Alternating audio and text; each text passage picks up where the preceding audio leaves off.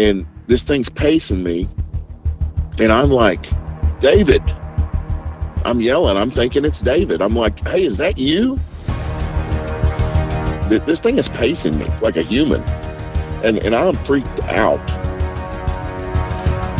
And look, man, I don't know that it was Bigfoot. Okay, I don't know what it was. You can call it a Neanderthal as far as I'm concerned.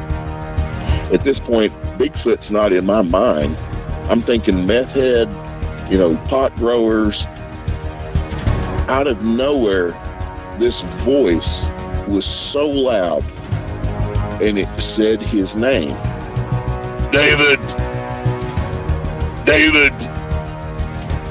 Clear as a bell, but demonic sounding. I mean, ear splitting loud. I mean, I was so shocked. But I told whatever this was one more time, if you don't leave, I will kill you. I am going to shoot. I'm going to kill you.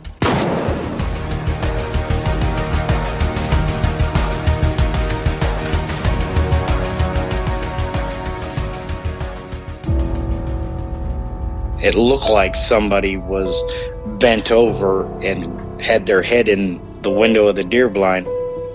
It either heard me or smelt me, and he pulled his head out of the tent and stood straight up, and that shocked me.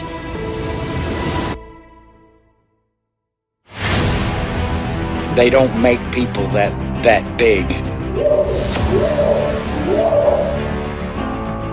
The way it moved, almost as if it was gliding across the beach. I've never seen anything move like that in my life. They were screaming at each other in gibberish. It sounded like a language, and they were chuntering away back and forwards, back and forwards, back and forwards. I know what a bear looks like, and there is no way on this planet that what I saw were bears.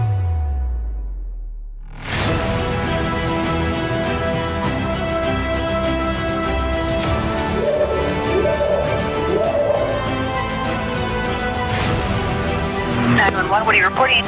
Jesus Christ, you better... Sir? Gia! Hello? Get somebody out here.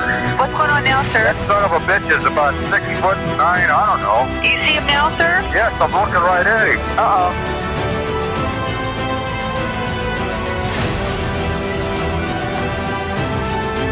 Hey, this is Luke Griggs, and you are listening to Sasquatch Chronicles.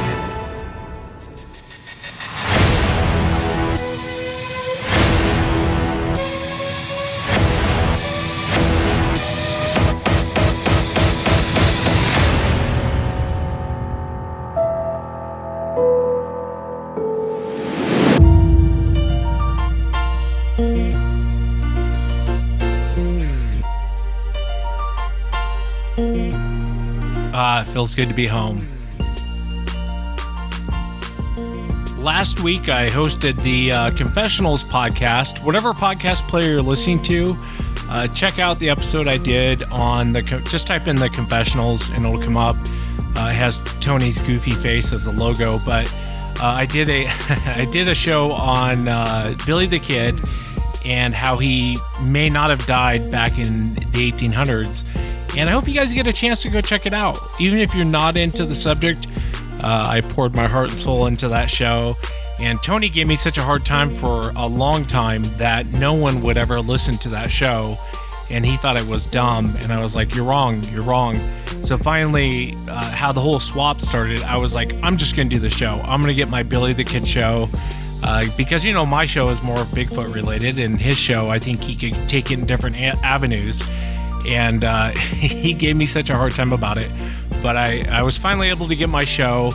And I really hope, if you guys are listening to this, please, after this show, go listen to the Confessionals, episode 307, Billy the Kid, the man who died twice. And with your downloads, it'll give me more salt to rub in Tony's wound.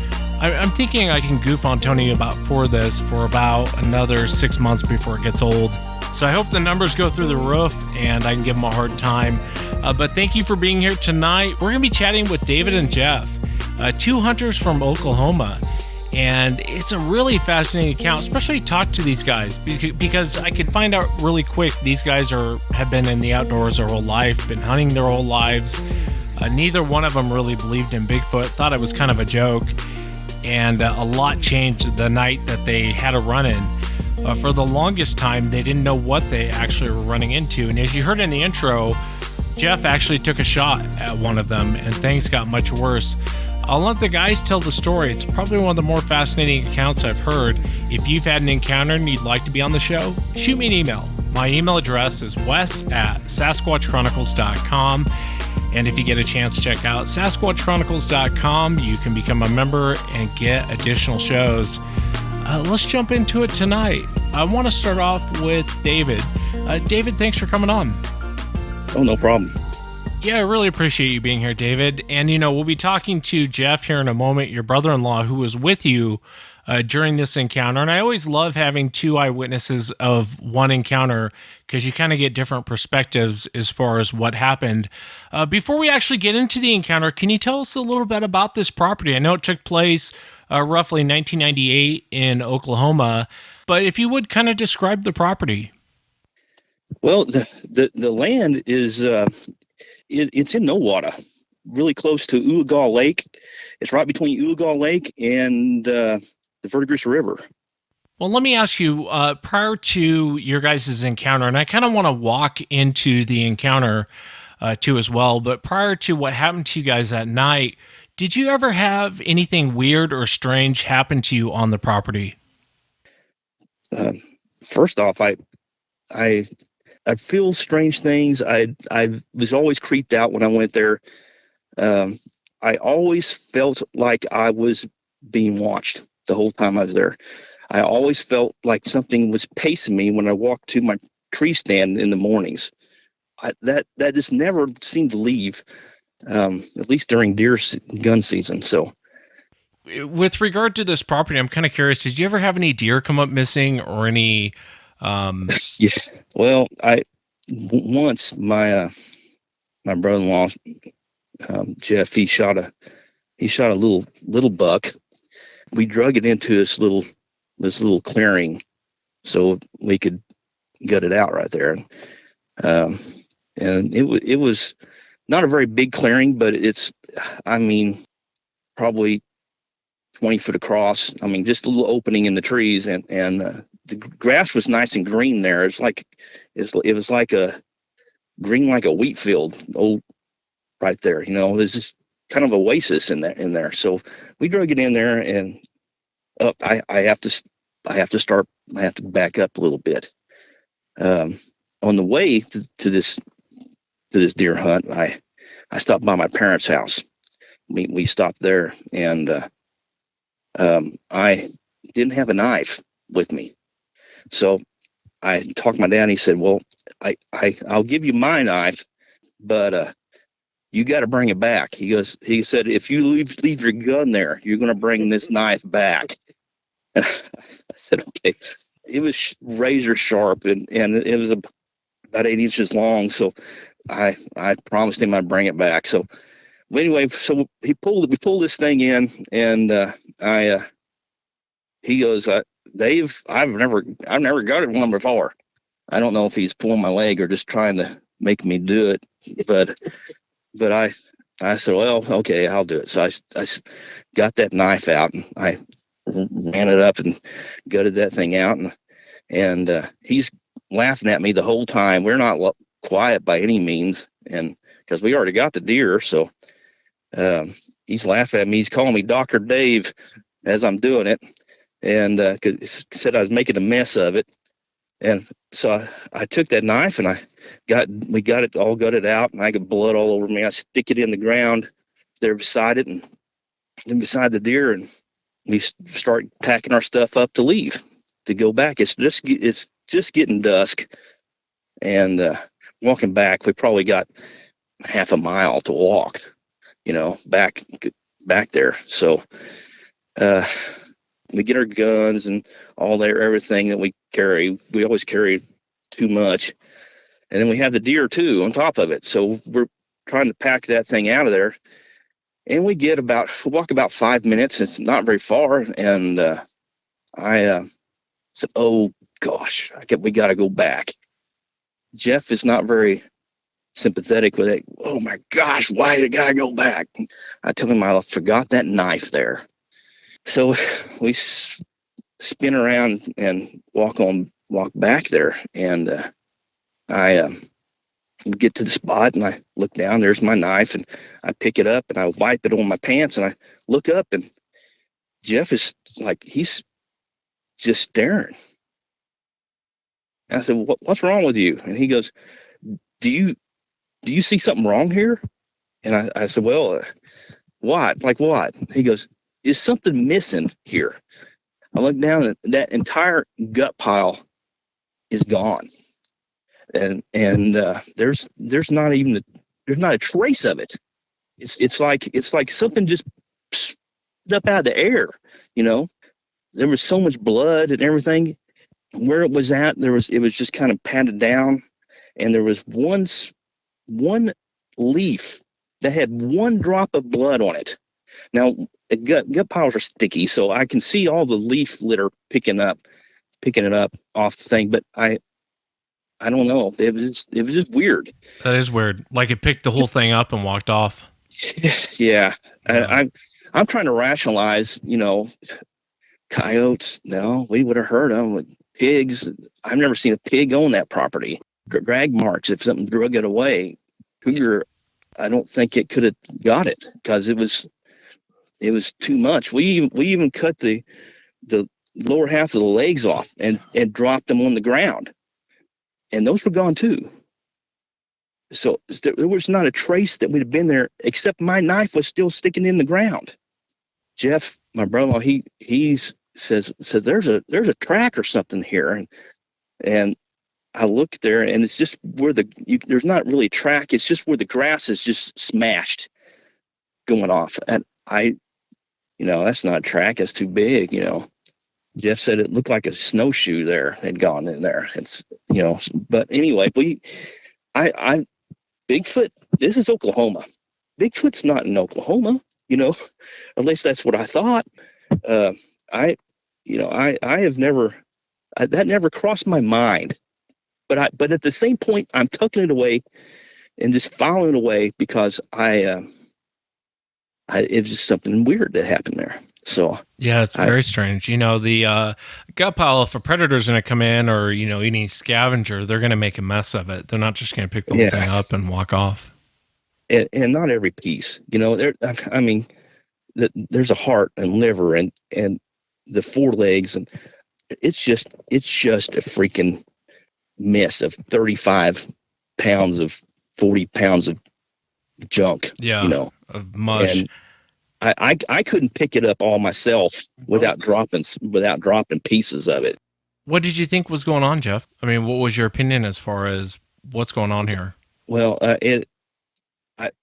the only thing I could think of is maybe cougar, maybe mountain lion, but that didn't make sense either.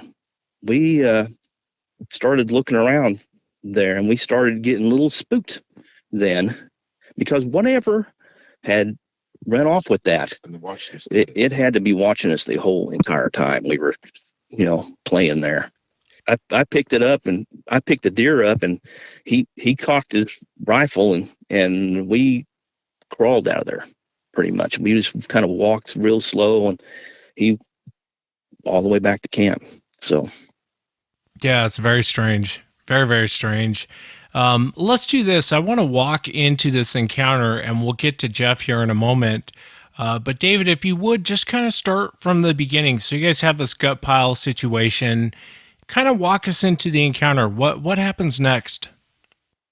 Well, I started off. We were running late, so we don't get much time off. So we were running late.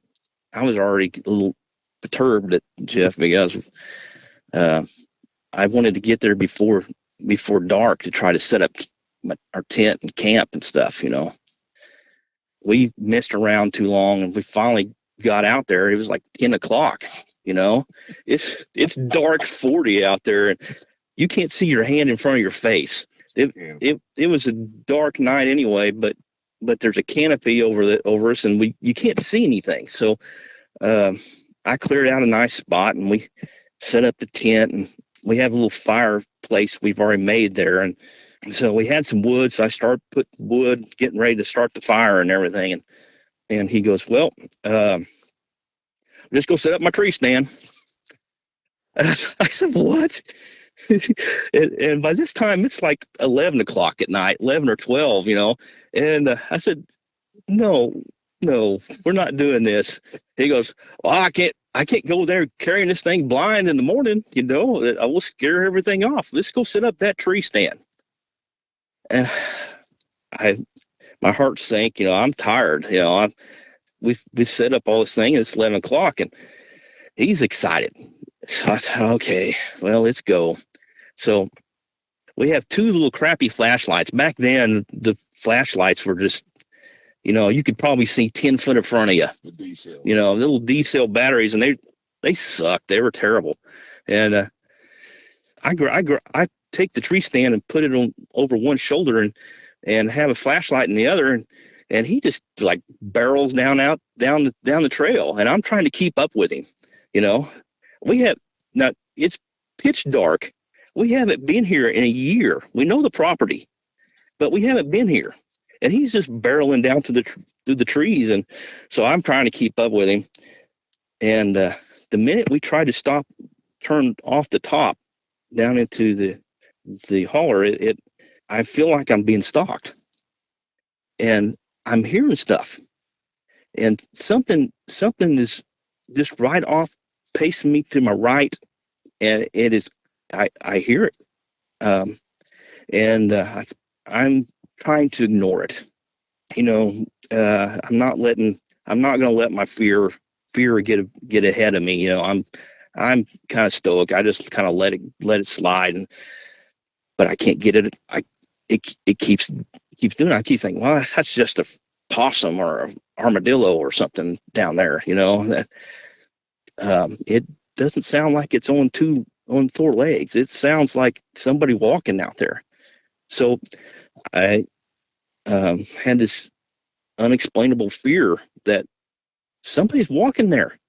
It's like when you walk up on somebody and you don't know them and you feel like you're not supposed to be there. But anyway, so anyway, we're walking down through here, and I can't hardly keep my light in front of me because I'm swerving around trying to see what is right there behind me. And it sounds like it's like 10 foot away. I mean, right on top of me. So I'm getting pretty nervous, spinning around, cannot see anything. And we get down to the bottom of the holler, and Jeff, he walks, I guess he remembered the tree from last year, because he walks right to this tree and says, oh, there it is. We're going to put it up right here. And I said, are you sure this is the one you want? He goes, yeah. So I set my light down, and we start putting the pegs in.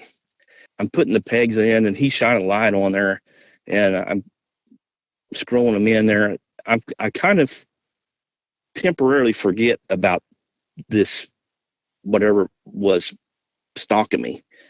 As scared as I was, I can't believe I did, but I'm screwing this thing in, and I decided, well, I better set this. I'm the lighter and probably better climber of the two of us. So I take the tree stand, and I climb up the tree with it. And this tree stand my dad made, it is welded angle iron. They are Cadillacs. They were really good. They were heavy. It was like 40 pounds of solid metal, So dragging this thing up the tree wasn't any easy task. I got up as high as I could, and he hands it to me, and I get it up there and set it, and then I miss with it a little bit, and I said, there you go. He goes, well, come on down. I'm going to try it out. As I'm coming down, I get a little dizzy for some reason. Of course, it's dark as crazy, out in there. And I missed a stop that I put in, and I fall.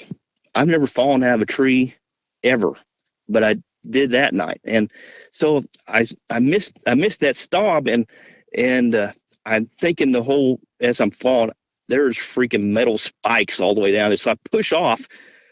Well, Jeff tries to catch me, and we ended up splatting on the forest floor right there, and he's mad, and I'm mad.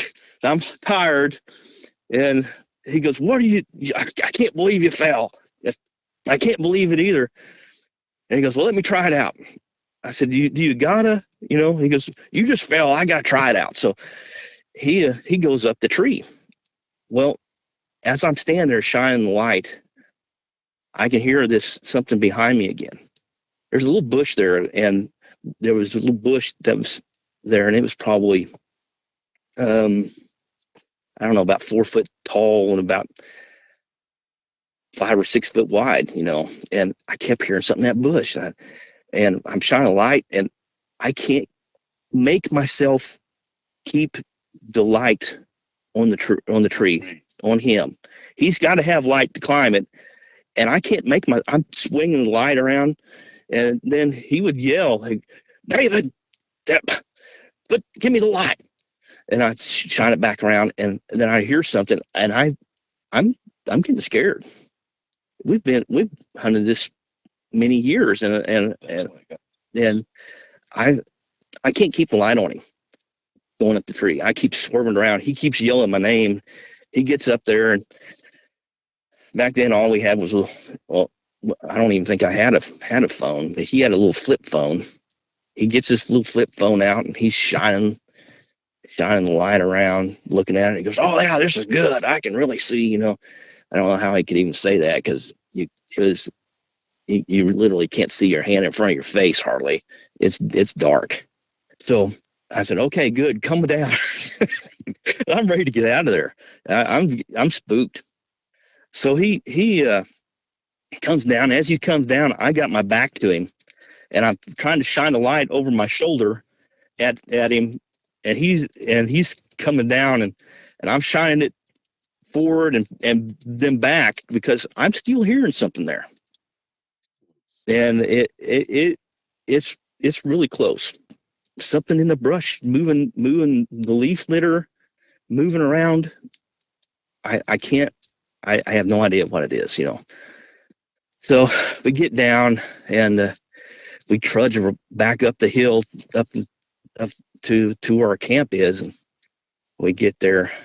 I'm all exhausted, and it was an extra warm night. I remember I'm just covered with sweat, but I'm starting to get cooled off.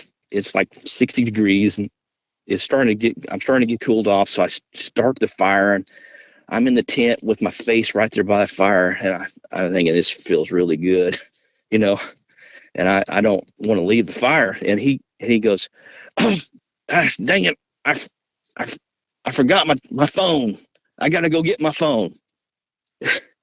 I said, "Dude, what do you mean?" He goes, I left it. I think I left it up there on that tree stand." And I said, "Dude, it'll be there in the morning. Just forget it. It'll be there." He goes, "No, no." I actually forgot part of it too. We at the bottom of that tree before we went back. We got in an argument. I lost all sense of direction, and I said, "Well, I'm going back." And I started walking, and he goes, "David, that's the wrong way." And I said, "No, I'm going. This is the way. This is the way we came." He goes, "You're going to fall right into the lake if you walk that way." And I said, "No, this is the way. I know it. That's the way we came." He goes, "No, this is it." And I started thinking, I've already been scared, and we're not going to get separated out here. And there's really no way we can get lost. There's a road on one side, there's a lake on the other, there's a house on either side of the hill from us. So really, any way I go, I can find my way out. But I think we're not going to get separated. So anyway, we argue about this. So we get back to camp. So now I'm just, not only I've been scared, I'm hot. Now I'm humiliated because he was right and I was wrong.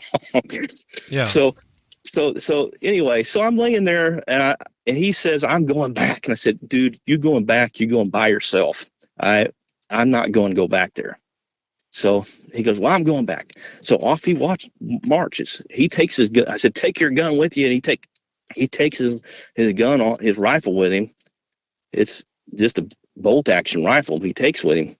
And but he marches off. So I'm laying there.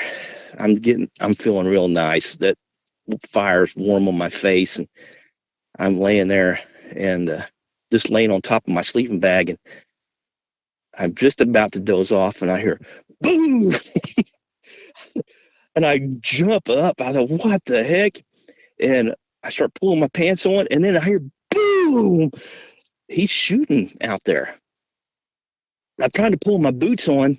I hear something just barreling through the woods, and here comes Jeff. He runs right up to me, and he runs right up and just stands right over me.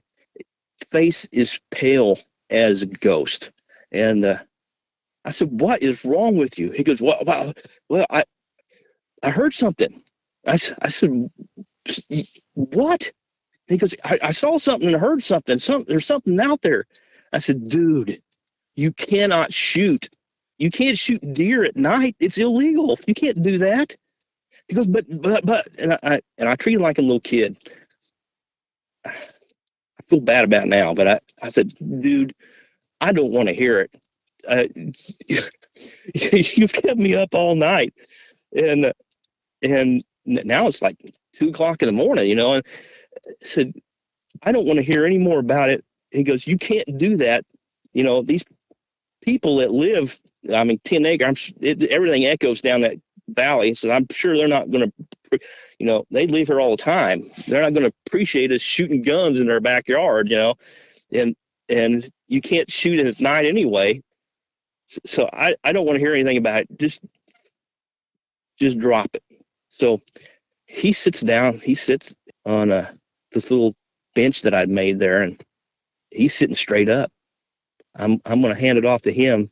Yeah, I want to hear from Jeff's to tell perspective. his side of what happened. Yeah. He didn't tell me this till 10 years later. It was 10 years later before he even mentioned to this, and he mentioned it in passing. But I said, what? I said, you never told me that. And he goes, yeah, remember that night I shot down there? And anyway, so. Yeah, if you would, let's chat with Jeff real quick, and I'll come back to you, David. Oh, okay. All right. Here's Jeff. Hey, Wes, how you doing? I'm well, Jeff. Thanks so much for being on the show. And I know David kind of and I want to talk to you a little bit about this property before we get into that.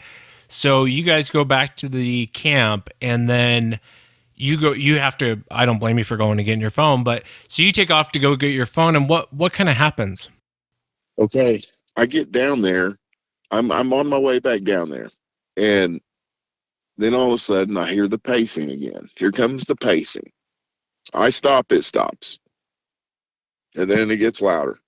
Then it gets closer.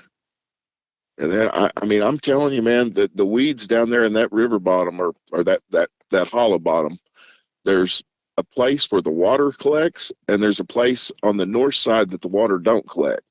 Now, where the water does collect, that's where I had that tree stand in that tree. There was no water there, but I'm just saying when it gets high, the water collects down there, and the weeds are like chest high. They're tall. But if you get up in that tree, in that bottom, you can see forever. That's why I knew that tree would be the best tree to be in, because we've hunted there before, and I thought, man, if I could find that tree and get that tree stand up in it, I will have a view of this whole hollow. Anyhow, I get down there, and this thing's pacing me, and I'm like, David. I'm yelling. I'm thinking it's David. I'm like, hey, is that you? And I walk a little bit more, and this thing is perfectly timing my tromping through the weeds, because I'm tromping and I stop real fast, and I can hear clunk clunk. This thing is pacing me like a human. and I'm freaked out. I'm starting to think about him being scared, and this is freaking me out. And then this thing with the loudest. And look, man, I don't know that it was Bigfoot. Okay, I don't know what it was. You can call it a Neanderthal, as far as I'm concerned. At this point, Bigfoot's not in my mind. I'm thinking meth head, pot growers, some country bumpkin down here trying to mess with me. I don't know, but out of nowhere, this voice was so loud, and it said his name, David. David, clear as a bell, but demonic sounding. I mean, ear splitting loud. I mean, I was so shocked. I didn't even know what to do. I was just sitting there like, I don't even understand what's happening. Is this David yelling his name? I mean, I don't know what to do. And then it laughed with the most hideous, crazy, satanic voice. It laughed like a human. I mean, just, but super loud. And I remember when it laughed, it was so loud that it vibrated my clothing. I could feel I could feel it so loud. It was hitting my body. I mean, it made my clothes move. I mean, it vibrated me like my body.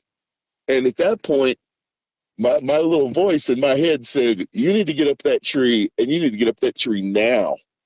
And I got up in that tree, and I think I scraped and cut myself all up trying to, I was just going up so fast. I was just hitting them stobs with my hands, and I was pulling, and I got up there, and I've got this little cheesy flashlight, and I'm like, David, if that's you, I'm going to kill you. I'm screaming and hollering. And then this thing retreats a little bit because I've got good distance on it. I'm up, I'm elevated. This thing's probably 15 foot up, maybe 8. I don't know. It's up in the air. It's up off the ground a ways. And I get up there and I'm shining this light, and this thing, I told you there's tall weeds down here. And I never got a super good look at it. Okay. It was just like it was like huge. I mean, it was like maybe 4 feet wide, where it would push where I would see it coming out of the weeds. And I shined my light on it, and I was just like, oh my God, this is nothing like I've never seen before. I couldn't see real good detail, but I could tell this thing it's huge. This space that this thing is displacing, and it was black. You could see a good contrast because those weeds were tan. They were like a light tan. And this thing was making a good contrast on them weeds. So yeah, I could see that. I couldn't see real good detail, but I could see that. And after hearing this voice from hell say his name, I'm thinking there's some crazy nuts down here going to kill me. I mean, I didn't know what to. I thought it was just, I'm not thinking Bigfoot. But I told whatever this was one more time. If you don't leave, I will kill you. I am going to shoot. I'm going to kill you. And it kept on trying to test me. So I fired. What was the creature doing right before you fired? It would come into the range of my light, and then it would retreat and try to how should I say it? It would leave the view of my light, and then it would come back around and try to ambush me at another point where I wasn't looking. And then I'd shine the light over there. And then it'd retreat and do the same thing. It just looked like to me it was just trying to scare me. And it did a good job. I am so scared at this point. Man, I would never fire my gun at something that I didn't know what it was. I mean, I would never do that. And I've been brought up like that. I just would never even think about that. And you don't have to explain yourself by any means, Jeff. I would have shot too, honestly, especially if I hear some demonic voice saying my brother-in-law's name. And you know what? It wasn't just the voice. It was the magnitude of the voice. At that point, I'm thinking that's, when I got up in the tree and had about 2 seconds to put in my head, that's not normal. Nobody could be that loud. Nobody could be that loud. It was like a speaker coming right towards me, and it just engulfed me. And I was like, no, this is not right. This is not right. And I thought, man, you know what? I'm going to fire. I computed those thoughts and made up my mind to fire in about 5 or 10 seconds. And I told it, man, I'm going to shoot if you don't stop this. And I shot, and I shot again. And I don't know. I think I hit it. I mean, I'm close, but anybody could point a rubber band gun and pull it and hit somebody 10 feet away. After you shot it, did it vocalize or anything afterwards? No, it crashed and it destroyed everything in its path retreating. But it made no bones about getting out of there. And so what kind of happens next? Is that when you leave and you head back to camp? When I heard it leaving, and anybody could have heard it leaving. I mean, it was not trying to be stealthy or anything. It was when it leaves, it crashed. And when I saw it going north, I got the heck out of there and went south. And you know what? I have amnesia from that point. So I don't even remember pushing a tree out of my way at that point. I was trying to get back to camp so fast. I mean, I have no memory. Can't even remember. I know it's rough country down there. It's a struggle. And I have no memory of when I got down out of that tree getting back to the camp. I just remember I've got to get back to camp. This thing went that way. I'm going the other way. Thank God my camp was the direction I needed to be going, away from this thing. I probably would have spent the night in the tree if this thing would have went south. I would have fired too, honestly. And I'm against firing at night, and I'm against hunting at night. And I would be more of an ethical hunter. But in your situation, Jeff, I absolutely would have started shooting. I would have given warning like you did, and then I would have started blasting, especially if it's the behavior it's making, because it's almost like it's hunting you. Yeah. The voice was so loud. I just can't say how loud the voice. I wish, it's one thing for me to say, Wes, this voice was very loud. It's another thing for you to be there. And have you ever been on like an aluminum boat or something, or an aluminum chair, or a concert chair, and the music's so loud it kind of tickles you. It vibrates absolutely. the chair, and you're like, oh my gosh, that's freaking loud. My shirt did that on my chest. I mean, I was like, I don't even know what to say about that. I mean, I just thought that's not possible for something to be that loud. That's the part that creeped me out, I guess, more than anything. I mean, that just was like, there's no way something is this loud. Yeah, and the laugh is creepy too when you hear it. Oh yeah, my heart about melted when it laughed. I was like, oh my God, what are they laughing at me because I'm scared? At this point, I'm just trying to make sense of it, and I'm thinking, what is this thing doing? Is it laughing at me because I'm scared? Is it trying to scare me? I don't know. Let me ask you, before we get to going back to the camp, you've heard the Sierra sounds, Jeff, of, when you listen to it, everyone kind of has a different take on it, of Ron Moorhead. Have you heard that before? Yes, I have. And when you hear it, there's one where Ron's mimicking what they do. And I don't know what the creature's saying, but when you hear it, it sounds like he's saying, watch this. And he goes, aha. And Ron mimics it back. Was a voice similar to that, or was it more clear? It was very similar to that. It was. I mean, it was real similar to that. Real deep, low. I think on the Sierra sounds, there's one where it says something and Ron Moorhead says something, and it goes, Rock Roy. It sounds like he's saying Rock Roy or Ship Ahoy or something. I don't know, but he goes Rock Roy. I mean, it was sounded like that, but it was just so freaking loud. I don't know how close they were, but this thing was, it was close, and I firmly believe that this thing was around whenever me and David, who went down there the first time, I think that's what he was hearing, and I think that it was probably belly crawling or how they get down on all fours and they move. If this thing would have been on all fours, it could have been 4 feet away from David and never would have knew it because them weeds were so tall.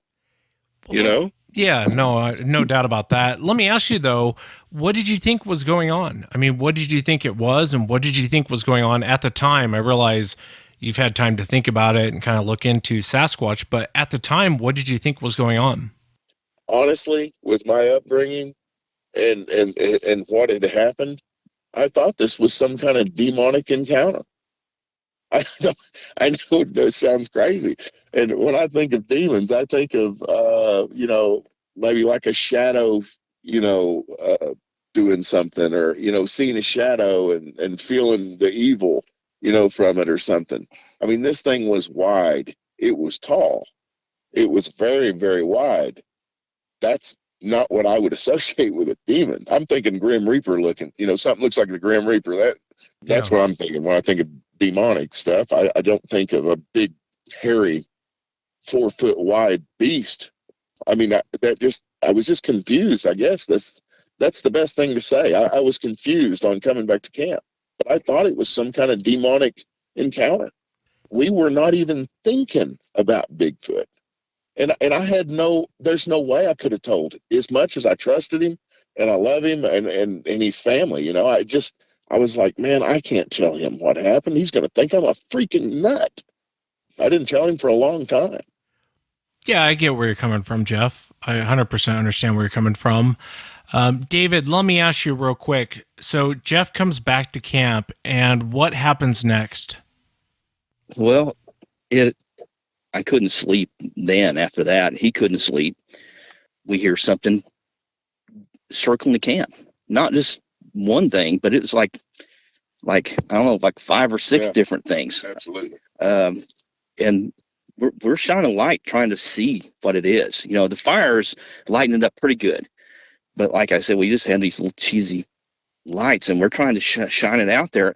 Whatever is there is staying out of the light, and it's staying out of our flashlight range. We are surrounded by forest, complete forest on 3 sides, and there's one little opening because we were right by the edge of the property, right by the fence, where we can see the neighbor's house. We were right there, and he's got his house lit up like crazy. So if anything would have crossed that one side, we would have seen it. But these things are making a distinct effort not to go there, where we can get a good look at it. It's sounding like it's on all fours. These things that are surrounding us, they're all around us, going back and forth, and they're not saying anything, not doing. Besides their motion and moving the weeds and leaf litter, it's not making any other sound. And at first it's not too bad, but this went on for a long time, like for an hour or two. And are they just kind of, so there's 4 of them and they're just circling your guys' camp? Right. They're circling our camp, and they're kind of slowly creeping in, and it feels like I ought to be able to shine a light, and I should be able to see it. But when I do, it's nothing there. I'm shining it all over, and he is doing the same thing. And we thought about leaving, but in order to leave, we had to get the truck is backed right up to the camp. But in order to leave, we had to get our stuff, get in the truck, get to the gate, and somebody's going to get out and unlock the lock, because we locked ourselves in so nobody else could come in there. And I'm not about to do that, And I'm looking at him, and I'm thinking he's not going to do that either. We're staying right here by this fire, And so I told this to this one lady, and I've just recently started telling this, but she said, well, why didn't you go out there? And I said, you don't understand. I don't know what this is. Nobody's going to go out there with even a pack of coyotes, that are surrounding, because coyotes don't do that. No, they should have. They don't just keep on and on. They're going to look for something and run off. And before this had happened, I figured we were just going to stay up anyway. So I started cooking some little hot dogs on the fire, some weenies on the fire. And I thought, well, we've got to do something. We can't sleep like this. We can't leave like this. We're going to run out of firewood if we don't do something. My buddy, Jeff, he likes a nice, good fire. So he throws those logs on there, and it's going pretty good, but we don't have enough for all night, you know. Of course, now it's 3 or 4 in the morning, so we don't have that long to wait. I figure I have to do something. I remember in the back of the truck there's some antifreeze. I've already got on to Jeff about shooting in the night, and we can't even see what we're shooting at, and they're moving around fast. So I take that antifreeze and I make them a nice little green weenie. What does that mean for the audience? Well, I split this weenie, and I just dunk this thing in antifreeze, and I fill it all up. I'm going to poison whatever's out there. I figure, if I've always heard that if a coyote, if it's sick and one of them starts acting funny, the rest of them will attack, and at least that'll get them attention away from us, and maybe they'll move off or something. I don't even know what it is, but the only thing I can come up with is very big coyotes. And so I take this thing, and Jeff's looking at me like, "Do you really want to do this?" And I said, I have never done this before, but I don't see much. We got to do something. We can't stay like this. So I pick that thing up, and I chunk it out into the woods as far as I could throw it. And immediately I hear something move where I didn't even know something was at. And something moves, and before you can hear it, there's something on all fours. It's going, this one's going, and something just took off on 2 legs, ran over to where that weenie is. Within half a second, boom, it's there. I'm shining a light trying to see. I threw it out there. I couldn't. There's no way I could see it. But I'm trying to shine a light out there. So anyway, Jeff looks at me and I look at him, and then we hear a cough, and not just a cough. It goes. This thing is like hacking up a lung. At this point, I'm thinking this is a man. This is not a coyote. This can't be a coyote, or there's a very big freaking coyote, because it is a really deep. I'm not thinking Bigfoot. I'm still not thinking Bigfoot. I'm thinking that it has to be a coyote. I've been all over those woods, and I've never seen nothing like that, and it has to be a coyote. But it's going through my mind that sounds like a man. And my buddy Jeff, he says what I'm thinking, which is what he usually does. He goes, "That sounds like a man." Yeah. I said, "That is not a man." He goes, "We just killed somebody." And I said, "Dude, you shot at somebody." He goes, "Yeah, but that sounds like a man." And I said, "Well, it can't be." He says, "Somebody's dying out there." And the whole time we're having this conversation, we're hearing, I mean, it's just going off. Did they stop circling at that point when the thing's going off? Yeah. Whatever was around us completely stopped circling us. We never heard them leave. It just stopped. Whatever it is slowly going away. We can tell it's moving away slowly, and it's coughing and hacking and up a lung the whole time. And Jeff goes, that's some kind of man. Now I had no idea of his encounter before. I have no idea.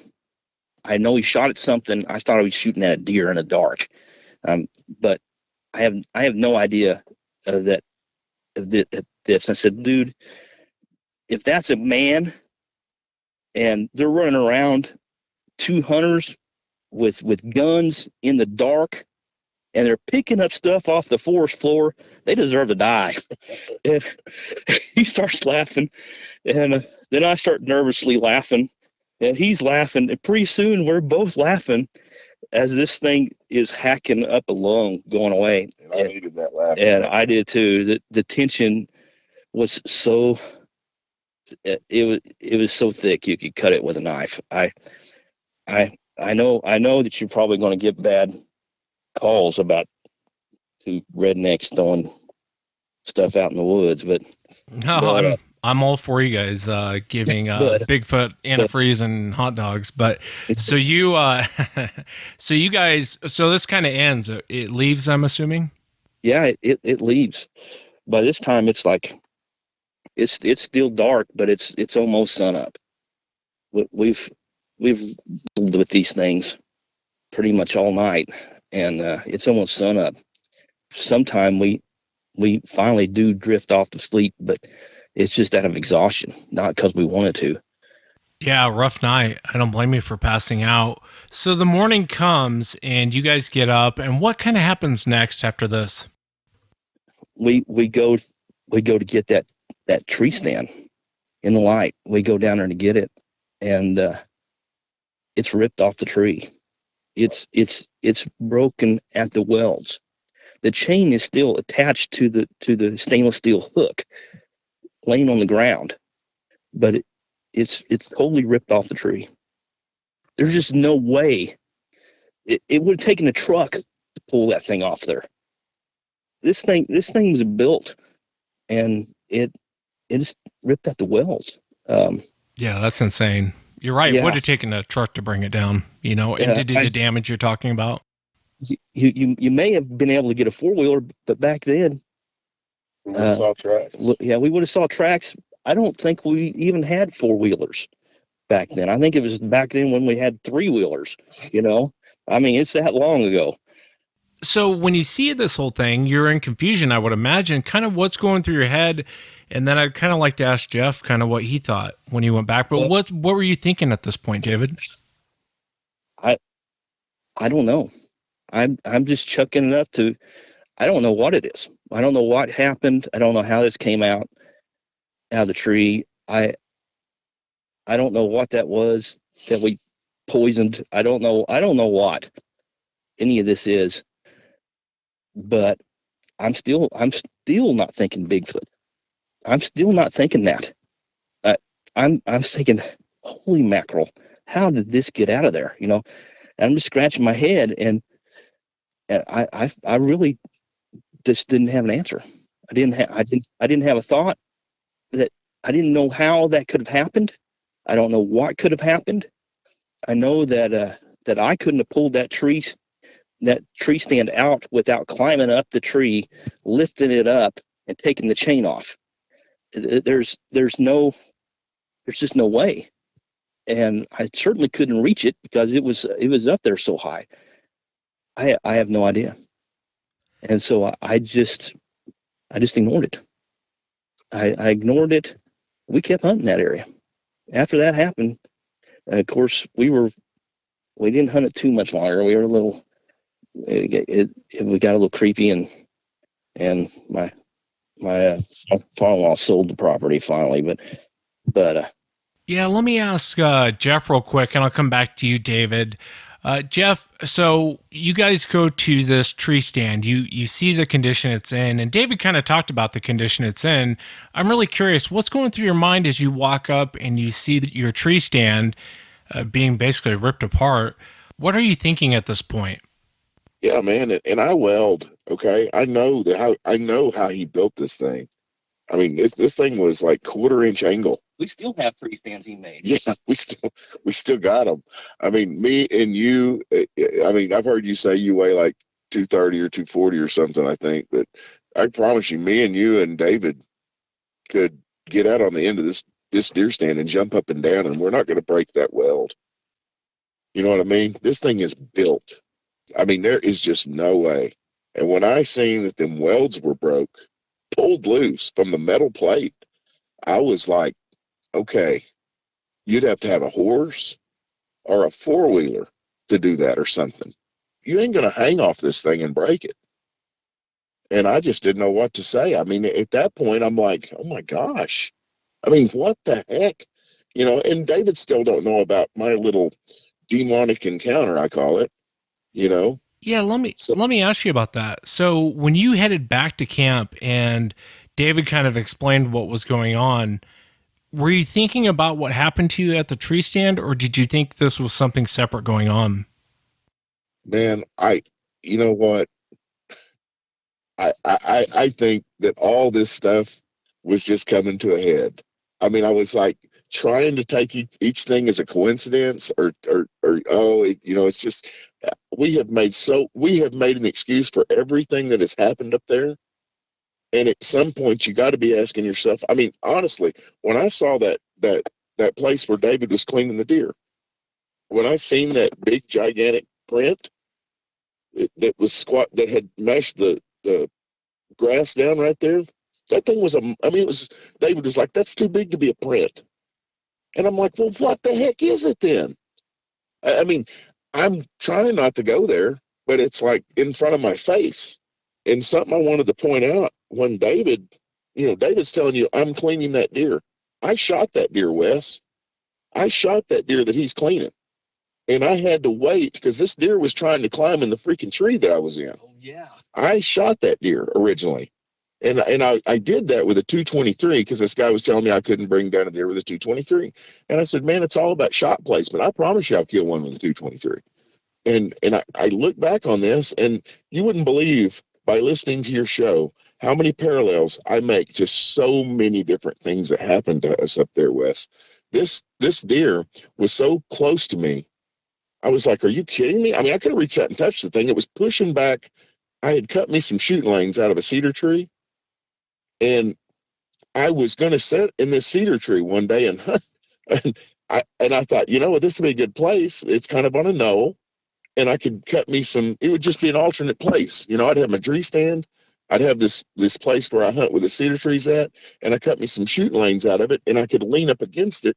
I made me like a little place where I could lean up against the cedar tree at the base of it, and I had shooting lanes all over that hollow. I had a good field of view from where I was at to see the other direction going back towards that tree that the deer stand got ripped out of. So I originally shot that deer, and that deer was pushing back the limbs that I was in. It was pushing back the limbs on the tree that I was sitting underneath. And I was like, are you kidding me? I mean, I couldn't believe it. I mean, to be honest with you, I was asleep. And this thing woke me up. And I was like, what the heck? At first, I was fixing to say, way to go on running my hunt, Dave, because I thought it was David coming up on me. And it's this freaking deer. And I'm like, holy crap, this is a deer. I mean, I'm looking at it with my peripheral vision going, okay, what is going on here? And then I'm seeing fur. When this deer gets about 8 foot in front of me, I had my gun in my lap. All I had to do was just move the barrel a couple inches, and I, bam, bam, bam, I pulled 3 times. And that deer jumped up in the air and landed on its back. And I thought, what the heck? I got her, When I started coming up to meet that tree stand, that's when it ran towards David, right up this old logging oil field road, I mean. And David, I guess, heard me fire and was coming to me. And that's when he drilled it with a 30-30. It didn't get up after that. It was done. It kind of reminds me of, and I'm real curious what you think about this, but you've heard the Mike Woolley encounter. Mike's passed on. Yes, now. Yes. But when he describes this deer coming up and running right to his tree stand, and he was in shock. He couldn't believe that, his luck. But I think it was running from something much worse. And in your situation, it kind of sounds like the same thing. I know, and that's what makes me look back on this now and say, man, that deer was trying to seek refuge or something. It was trying to get to a safe place, and I don't know if it thought it would be better to be safer by me, which unfortunately wasn't true, because I did drill her. I got her 3 times, but I guess that 223 wasn't enough to just put her down like at 30-30. But David falling out of that tree.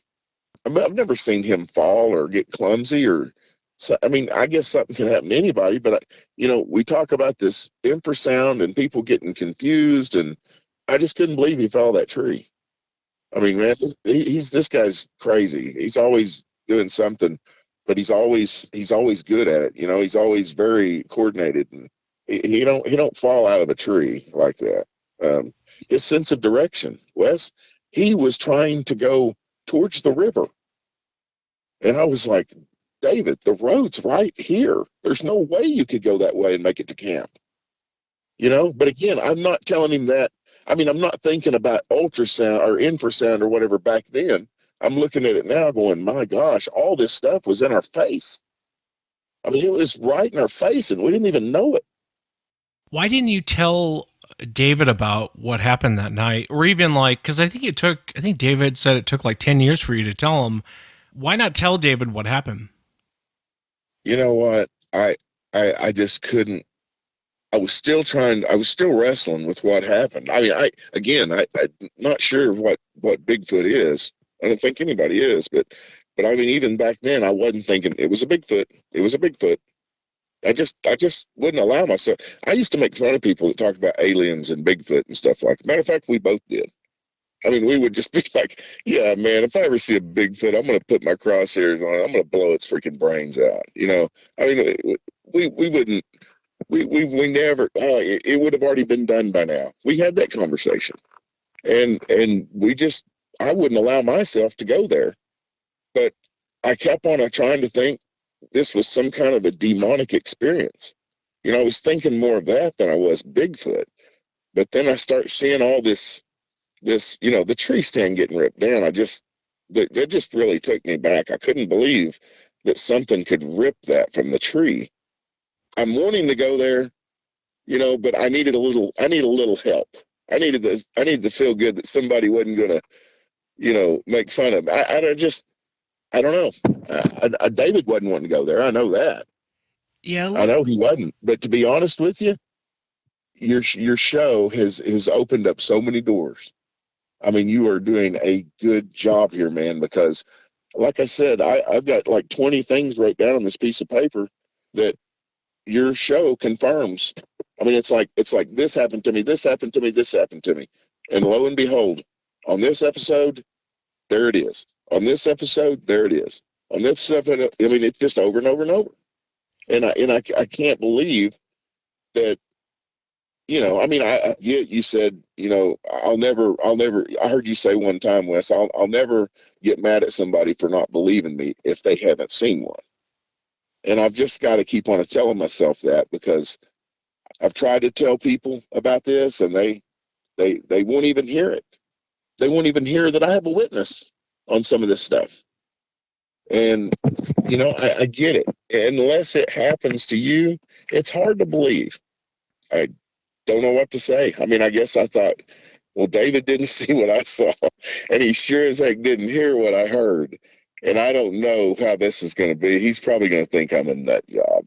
Yeah, no, I get it. I mean, even though the weird stuff was happening, and to be honest with you, our first year there, we heard knocks. Oh, yeah. I thought it was chop. And you know what, Wes? It was down in that valley that we were hunting in, and I thought it was somebody chopping wood. And I looked straight at David and I said, "You've got to be kidding me! Somebody is down here cutting wood on opening day of rifle season."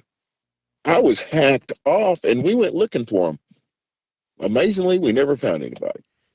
Yeah, well, I think most people probably pass it off as someone chopping wood. I want to ask you real quick, Jeff, when you were on this property, David talked about the feeling of being watched and different weird things that happened to him. Did you guys ever hear any vocalizations outside of the night of the encounter when you guys were hunting the property? No, I don't think I ever heard any vocalizations. Now, we'd hear some strange noises that sounded like coyotes in a way. I mean, we'd hear the coyotes go off, and then we'd hear some weird sounds that sounded like, I mean, I live out in the country. I never heard coyotes sound like that. But I thought, well, maybe there's some dogs that's bred in with the coyotes and they sound different up here.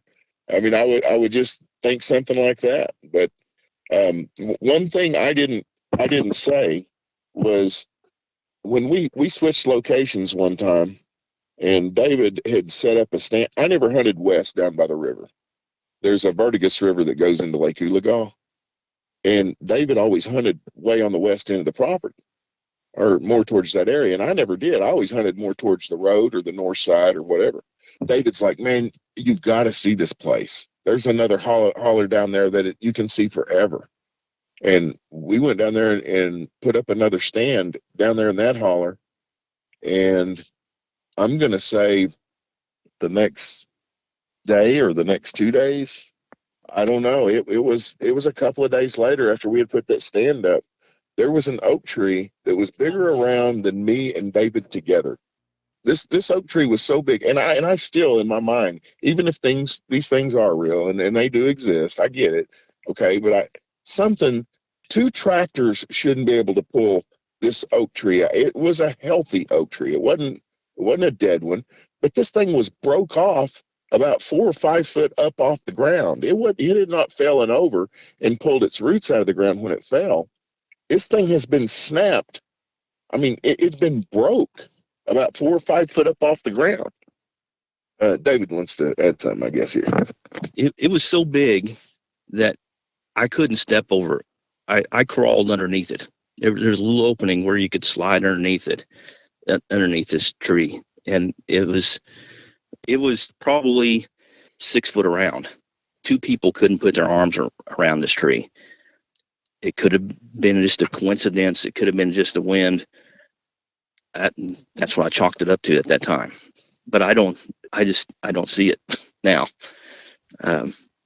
Let me ask you, David. So how much longer did you guys hunt this property, and did this type of behavior, I mean, being paced out and that sort of thing, did that sort of thing continue, or did you guys give up hunting that particular property at that point? Well, we hunted probably 3 or 5 more years, and I don't really know, but we stopped hunting there, and to believe it or not, to start hunting the Kiamichi Mountains. We never had any trouble out there. Just this one section. It got to where we wouldn't getting anything, and I'd get there and it would be dead silent. And I'm not hearing squirrels anymore. I'm not hearing anything anymore. I don't know. It was just so weird. Yeah, it's very strange. Very, very strange. David, what do you think that these creatures are? I'm kind of curious on your opinion. Oh, I don't know. Back when all that happened, I didn't even believe there was such a thing, and I wasn't going to let myself believe there was such a thing. Now, since I've been listening to accounts, I do believe. I believe there's something out there, something that I've yet to see, but I've seen the evidence all around me for years, and just wouldn't come up with an opinion. I gotcha, and that's a fair answer. Would you want to see one? Yeah, now I'd like to see one just for my own benefit, but like I said, not like we did, not like close. I feel like that thing could have touched me, whatever it was, when we're walking down to the. I feel like it was within 2 foot of me at times. It was. I don't want that again. I'm a Christian man. Everything I see, I see through the light of the Bible. I really believe these are Nephilim. I don't know, but I don't believe that these things are God created. I don't believe the giants in the Bible were God created. I don't believe that when King David killed the lion men, I don't believe those were God created. I believe that those were created by fallen angels. I don't know. But what makes you believe that? Just because I believe that because of what I read in the Bible.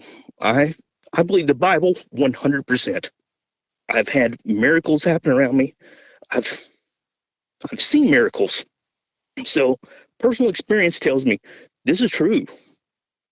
when I read Genesis 6, when I read about Exodus, where it talks about them coming into Canaan, and the spies going in saying, we can't take this land because we are as grasshoppers to these giants. There's giants in the land, and we are as grasshoppers to them. And then it talks about them carrying out a cluster of grapes so big that 2 men had to carry them out. One cluster. So it takes a lot. It takes something big to feed that. I really believe that these things are leftover Nephilim. Yeah, I hear you. And I think a lot of people have that opinion that it is a Nephilim. And, if you read the Bible and other ancient texts, it does talk about giants at one time or running around and that they would return. And so I think a lot of people have that idea that these things are the Nephilim. And there's nothing wrong with that. I think that they could be. We just don't know. One of the questions I want to ask you before we jump back to Jeff, what do you think the intention was that night of those things coming in and circling your camp the way they did? I think we were in imminent danger then. I think we were stalked, and I think that we have been missing in that valley. We're making a ton of noise. We're missing something up for them, and they were going to eliminate us. I really believe that. I believe they had a chance several times, and they didn't take it. But this is a recent conclusion, because back then, like I said, I was blind to all that. It was like just recently, it's like a veil was ripped from my face that I could see this. Holy mackerel! Yeah, we experienced that same thing that the other hunter did. We've seen that. And I didn't even have an opinion before that. And now when I look back, people can make fun of us all they want to, but that's the only conclusion I come up with. Yeah, I agree with you. It definitely doesn't sound very playful, the behavior. And I'll come back to you, David. I want to ask you, Jeff, from your perspective, what's kind of your thoughts? I mean, what do you think was going on that night? What do you think the intent was? Well, looking back, we had that 50 acres, and it was there was a house on the end of the property a little ways off of it, and then there was a house on the north end a little ways off of it. But as far as the Vertigus River pretty much butted up against the end of our property. They had a waterway that led to a nice lake, and then 1,200 acres of public hunting land on the other side of the river. So I look back on this, and I'm like, wow, these things had the perfect refuge, the perfect place where nobody went to go hunting for these deer and whatever else. And nobody would mess with them except for when we went up there. So I think we rent their little, I think they had a perfect place to hunt and to have access to the water. I always hear they like to follow waterways, listening to your show and other shows. And these things could travel up and down that Vertigus River, get on that 50 acres, and let the public hunters chase all the deer over to that 50 acres. And I think that we run it and we messed it up for them, and they were trying to get us out of there.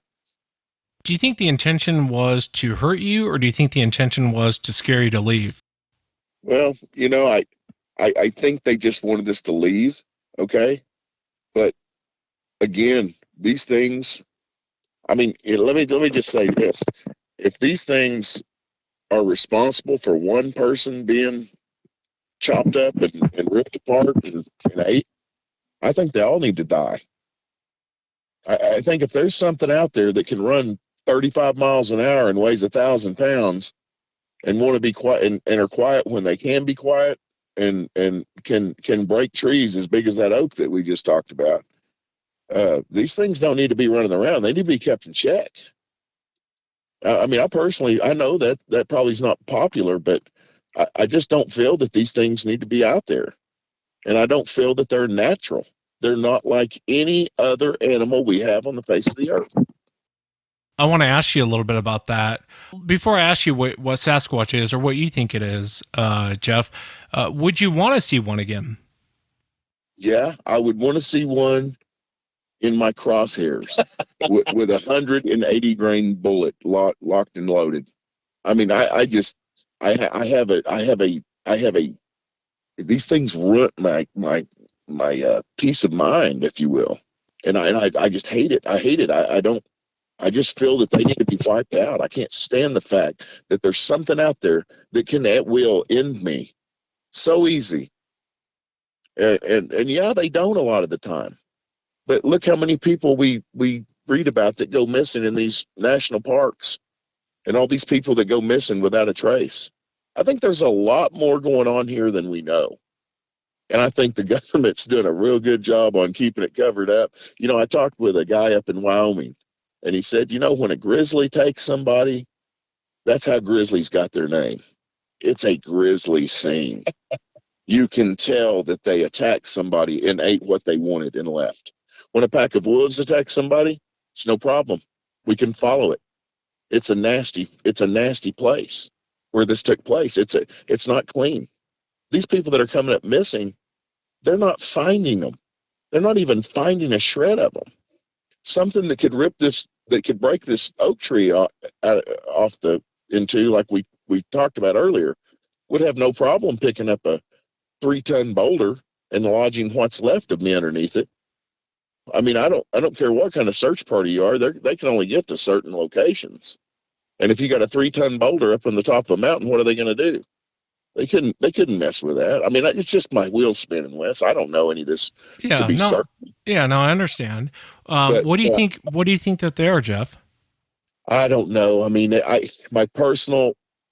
just have to do the smell test here, and I'm a pretty rational guy. But when I do the smell test on these things, they are like no other animal, and there should be no animal that can give me this fear and this intimidation. It's almost like, I didn't say this earlier, but I have seen these things in the daylight, and I didn't know what I was seeing.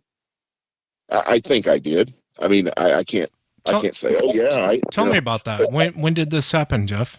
Well, it happened periodically as we were hunting. And as a matter of fact, it happened so often that David got tired of me telling him that I saw a deer and I didn't have a shot. Because in my mind, I was thinking I was looking at the rump of a deer, and it was on the other side of a tree, and the deer was quartering away from me, not giving me the rest of his body, covered up by the tree, right? So in my mind, I would always think, I'm looking at the rump of a deer. When he eats a little bit more, or eats all them acorns, and he goes a couple more feet, I'm going to get a shoulder shot. But it never happened. It was the same scenario every time. And I firmly believe what I was looking at was not a deer's rump. A deer's rump is square. These were large, round, black. And again, yeah, a deer's not black. These were large. But I was thinking, in the canopy of the trees, it gets dark. Where we're hunting on that river bottom, there's oaks that are 80, 100 foot tall down there. All you have is canopy. And I was just thinking, I'm looking at a shadowed deer, and that's why it looks so dark. Never once did I think I'm looking at the face of a Sasquatch. I never thought that, but I know that these things were peeking at me. I mean, I think that they would peek at me, and sometimes I would see it move, and that's what made me think this is a deer, because I'd see them give me a little bit more. I never was close enough to see eyes, but I would see this, and there's been a couple of occasions where I've seen more than, I've seen 3 or 4 or 5 at a time. And I'd be like, okay, there's no way this many deer could be, I mean, I just couldn't explain it. And I'd ask Dave, did you see anything? Yeah. And he'd be, let me guess, you saw a deer, but you didn't have a shot. I'd be like, gosh, dang it. So I didn't want to talk about that, That's the reason I never really talked about it, because I couldn't explain it. And now I look back on it, and you know what? On one of your episodes, there is a caveman, I think. I don't know if it's caveman or somebody else, but somebody talks about the tree peakers. And there's I think they talked about an actual Indian tribe that calls these things the tree peakers, or they have a name for them that means tree peakers, or they peek at you behind a tree. Yeah. And when somebody asked this guy, like I said, I think it was Caveman, I might be wrong, but he said they're counting coup on you. They're counting coup on you. They are letting you know they are in control of the situation because they caught you off guard. They saw you before you saw them. And I don't know, maybe it's some kind of sick, twisted entertainment they get, you know? Yeah, let me ask you, knowing what you know now, would you, if you could go back in time, would you still hunt that property? Yeah, I would do it with superior firepower. I really would, because I almost feel like I know I'm armed with knowledge now. I'm armed with knowledge, and now I know what I could do to help even the playing field here. And I think I really would. I really would. I've told David not too long ago, I wish we had access to that land again. Now the beauty about this is we can go up there and get real close to it, because there's 1,200 acres of public hunting land that goes down to the backside of that property. So we could get real. I bet you they hunt all over that Vertigus River and that public hunting land as well. Yeah, be careful going back, guys. Definitely be careful going back. And I want to ask David one last question, but Jeff, thank you so much for taking the time to come on and share the encounter. God, what a night. But thank you again for taking the time to come on. Thank you for your programs. I really do, man. I mean, I thank you so much from the bottom of my heart, because I never would have known what I've never had closure, you know, and nobody's got proof, but you know what? I can promise you, I see so many different parallels on your programs that happened to us. That's happened over and over and over and over, and I couldn't explain it. And I think you're doing an amazing job, man. And if you ever want to go to Oklahoma and you want to come to experience some of the best largemouth bass fishing of all time, we have 350 acres out. I mean, don't put that on there if you don't mind. Yeah, I'll cut it. But yeah, we got 350 acres out there, man, and we have got some trophy largemouths out there. I mean, we caught 10 fish we caught 7 fish over 10 pounds in 1 year. And you know, there's people that don't land a 10-pound bass in their lifetime. Yeah, I appreciate it. Thank you so much, Jeff. I might take you up on that offer. I've always wanted to go to Oklahoma. But thank you for the kind words, and thank you again for coming on, man. I really enjoyed talking with you. Okay, Wes. Well, it was good talking to you, and I appreciate it. Here's David. Thanks again, Jeff. And David, I wanted to ask you real quick, 10 years later, Jeff goes, hey, here's what happened that night. And I'm kind of curious on so this is 10 years later, how did that conversation go? And kind of what were you thinking after hearing him tell you what happened to him? Well, what he said was, we were listening to your program, and I don't know how we found your program, but we were listening to it, and he goes, remember that time that thing talked to me in the dark? I said, what? And he goes, you remember when I was shot? And I remember that like it was yesterday, I said, well, no, I do not. You did not never tell me that. And then he elaborated on it. So it was in passing. He didn't mean to even tell me. We were listening to an episode where they heard something repeat, like in Hanobia or something, where they repeated their name. And so he said, remember that one talked to me in the woods? And I said, no, I do not remember that. And so that's when we started piecing all this stuff together. It was like a shocker. So it was your program, Wes. It was your program that caused us to get so creeped out. Just tell me.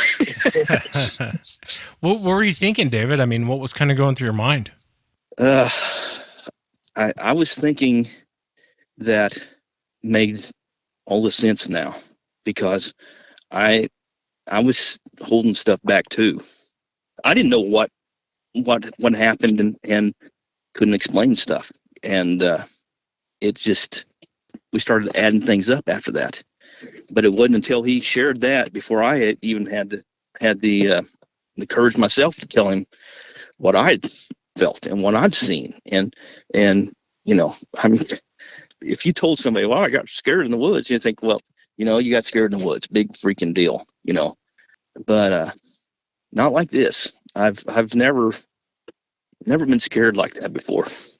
Yeah, I mean, it's a terrifying night. The whole night would have scared me. I mean, and I'm not giving Jeff a hard time for firing either. I'm like you, David. I don't want Jeff to take it the wrong way. Probably more level-headed, and Jeff is more of a gunslinger, it sounds like. But in that situation, We've always known that about it. We both agree. Yeah, I mean, honestly, in that situation, I would have shot too. I absolutely would. I would have given warning and fired just like he did. But we make a good team because I hold him back a little bit, and he brings me out of my shell some. So we do make a pretty good team. So yeah, well, you guys be careful out there. And I really enjoyed talking with Jeff